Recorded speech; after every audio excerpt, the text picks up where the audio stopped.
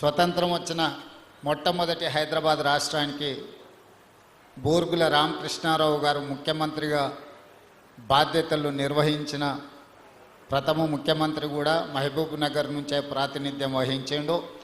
మళ్ళీ 75 సంవత్సరాల తర్వాత we have got that opportunity. We have to utilize this opportunity to create educational institutes and irrigation projects.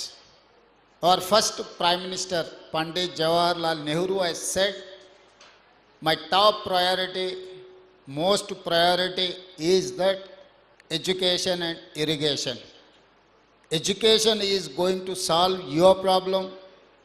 Irrigation is going to solve your food security problem.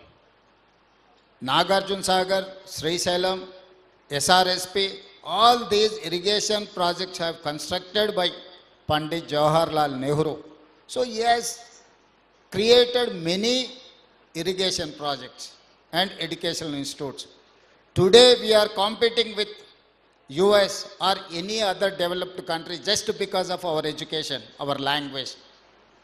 Language is a communicative weapon and knowledge is something from communication. These two are two parallels. If you have language, you can communicate any person. If you have knowledge, you can create anything. So I would suggest my students, my friends, you have to improve your language skills at the same time your knowledge. So knowledge is going to pay you. If you have language and knowledge is not only sufficient for your career, hard work, your commitment is necessary. మీ జీవితంలో ఎదగాలి అంటే కష్టపడడం ఒకటే, భాష రావడం రెండు, అవగాహన పెంచుకొని జ్ఞాన సంపద పెంచుకోవడం మూడు, వీటన్నిటితో పాటు చిత్తశుద్ధి, పట్టుదల మనకు ఉండాలి. ఒక మారుమూల అచ్చంపేట శాసనసభ నియోజకవర్గం నుంచి ప్రభుత్వ పాఠశాలలో చదువుకున్న నేను మొట్టమొదటిసారి ప్రజా జీవితంలోకి ఎంటర్ అయింది ఇక్కడనే మిడ్జిల్ మండలం జిల్లా పరిషత్ మెంబర్గా 2006.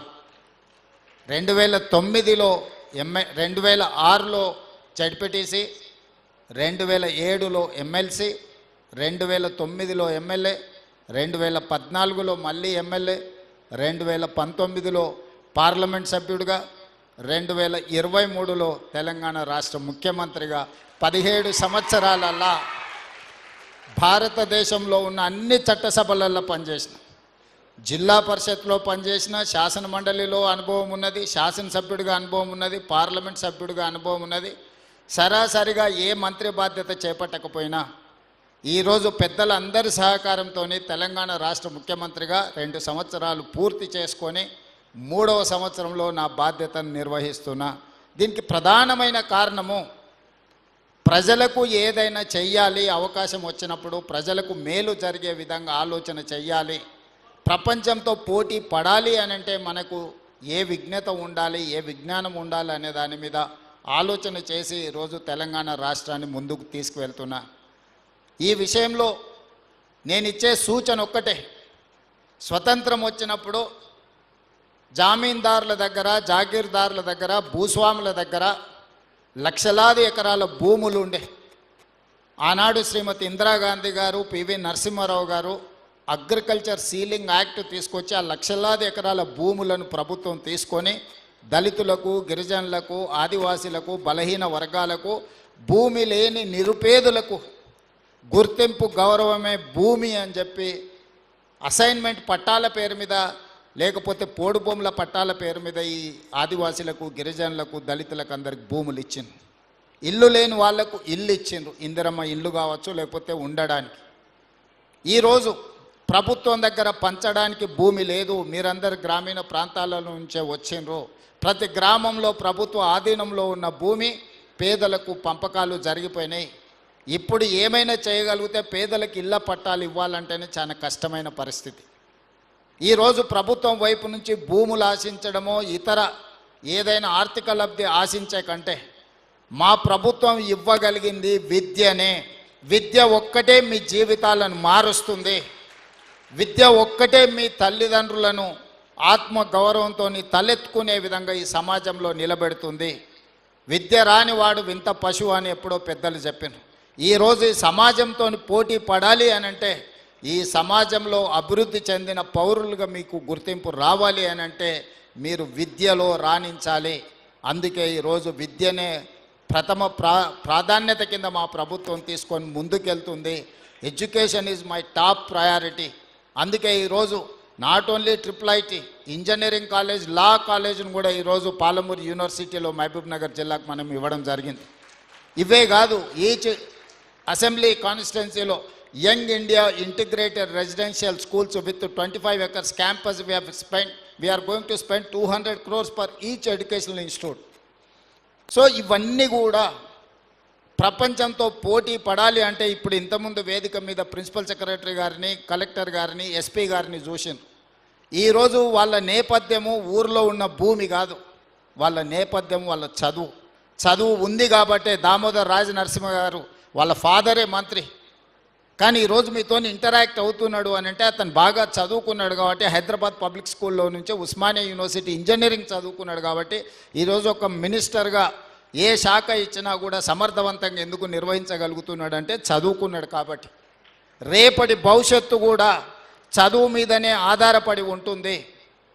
చదువు లేకపోతే మన భవిష్యత్తు గాఢాంధకారం అవుతుంది. అందుకే ఈ జిల్లాలో ప్రతి నియోజకవర్గంలో young India integrated residential schools, లా college, engineering college, medical college, IIIT ఏమేమి కావాలనో అన్నిటినీ ఈరోజు మనం తెచ్చుకున్నాము. ఇవ్వగలిగిన స్థానంలో మనం ఉన్నాం.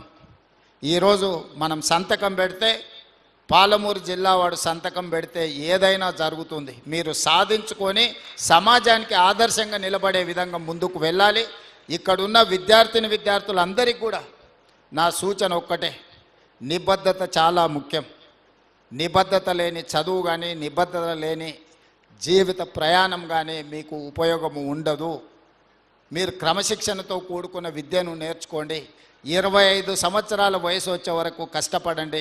ఆ తర్వాత 75 సంవత్సరాలు మీరు సుఖమైన జీవితము, మీ జీవితంలో గౌరవం అన్నిటికంటే సమాజంలో మీకు గౌరవం తెచ్చిపెడుతుంది చదువుకున్న వాళ్ళకు.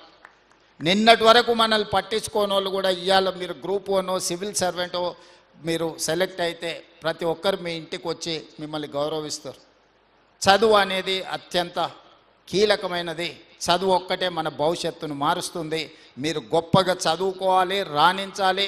ఈ మధ్యకాలంలో మనం రాజీవ్ గాంధీ సివిల్ ఎగ్జామ్స్కి ప్రిపేర్ అయ్యే వాళ్ళకు కూడా మనం స్కాలర్షిప్స్ ఇస్తున్నాం. ఎందుకంటే కోచింగ్ సెంటర్స్ ఢిల్లీకి వెళ్ళాలి అంటే ప్రిలిమ్స్ క్లియర్ చేసిన వాళ్ళకు 1 lakh, మెయిన్స్కి అటెండ్ అయ్యే వాళ్ళకి ఇంకొక 1,00,000 రూపాయలు ఢిల్లీలో ఉండడానికి కూడా మనం అకామిడేషన్ ఇస్తున్నాం. మీరు హై టార్గెట్ పెట్టుకోండి, దాని ప్రకారం కష్టపడండి. తప్పకుండా ఈ ప్రభుత్వం అండగా నిలబడుతుంది. దేశంలో ఏ మూలకెళ్ళినా తెలంగాణ వాళ్ళు, పాలమూరు వాళ్ళు IASలు, IPSలు ఇతర రాష్ట్రాలలో కూడా ఉండాలి. ఈ రాష్ట్రమే కాదు, ఏ రాష్ట్రంతో కేంద్ర ప్రభుత్వంలో మనం నిధులు రాబట్టుకోవాలంటే కూడా మన వాళ్ళు ఎవరైనా IAS, IPSలు ఉంటే మనకు అత్యధికంగా నిధులు వస్తాయి. తప్పకుండా మీ అందరికీ ఉజ్వల భవిష్యత్తు ఉంటుంది. సంవత్సరం తిరిగే లోపల ఇక IIIT బిల్డింగ్ కట్టి ఒక మంచి క్యాంపస్ క్రియేట్ చేసి చదువుకోవడానికి ఒక మంచి వాతావరణాన్ని ఏర్పాటు చేయడం జరుగుతుంది. జీవితంలో ఏ స్థాయికైనా ఎదగండి. కన్న తల్లిదండ్రులను, పుట్టి పెరిగిన ఊరును మరవకండి. కన్న తల్లిదండ్రులకు గౌరవం ఇవ్వని వాళ్ళు, కన్న తల్లిదండ్రులను మంచిగా చూసుకోని వాళ్ళు ఏ హోదాలో ఉన్నా కూడా అది నిష్ప్రయోజనమే. తల్లిదండ్రులను బాగా చూసుకోవాల్సిందిగా సూచన చేస్తూ అసలైన తొలి వెలుగు. ఫాలో వాట్సాప్ @తొలి వెలుగు official.